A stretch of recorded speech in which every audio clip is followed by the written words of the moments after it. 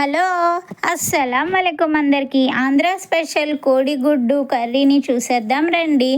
ఇది చాలా ఈజీ అండి. ముందుగా కోడిగుడ్లను శుభ్రంగా కడుక్కోండి, ఎందుకంటే దీని మీద డస్ట్ ఉంటుంది కాబట్టి.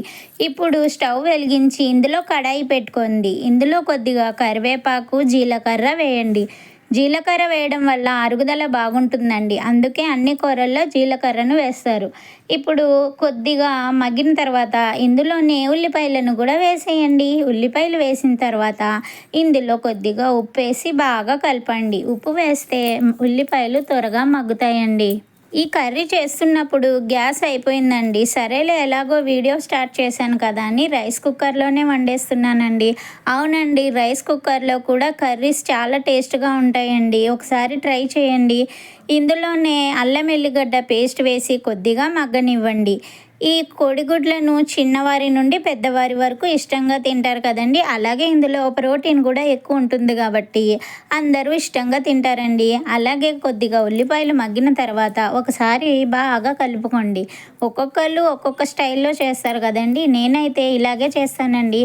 ఇలా పచ్చిమిరపకాయలు కూడా వేసుకొని కాసేపు చక్కగా కలిపేసుకొని మూత పెట్టేసుకోండి. ఇప్పుడు ఉల్లిపాయలు మగ్గుతూ ఉంటాయి. నచ్చితే సబ్స్క్రైబ్ చేయండి. ఇంకేంటండి, మా ఊర్లో అయితే ఉల్లిపాయలు 100 రూపీస్కి 6 కేజెస్ వరకు ఇస్తున్నారండి. కొద్దిగా పెద్ద ఉల్లిపాయలు అయితే 100కి 5 కేజీస్ ఇస్తున్నారండి హైదరాబాద్లో.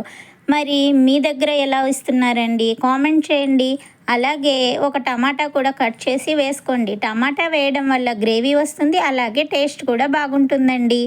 చిన్నపిల్లల నుండి పెద్దవారి వరకు ఈ ఎగ్స్ అంటే చాలా ఇష్టంగా తింటారు కదండి. నాకు 2 పిల్లలండి. పెద్ద పాపకు 5 ఏళ్ళు, చిన్న పాపకు 3 ఏళ్ళు.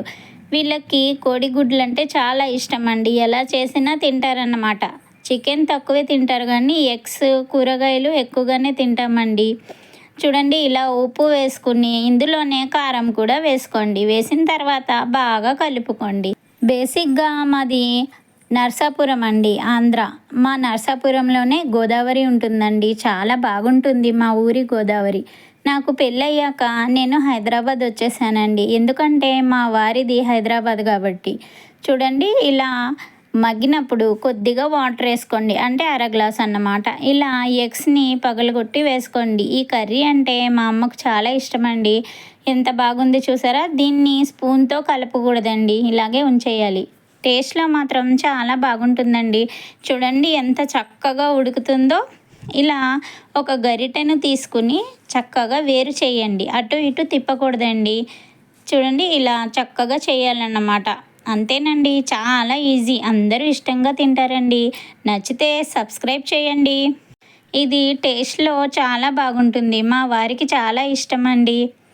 థ్యాంక్ యూ అండి, ఇప్పటి వరకు వీడియో చూసినందుకు.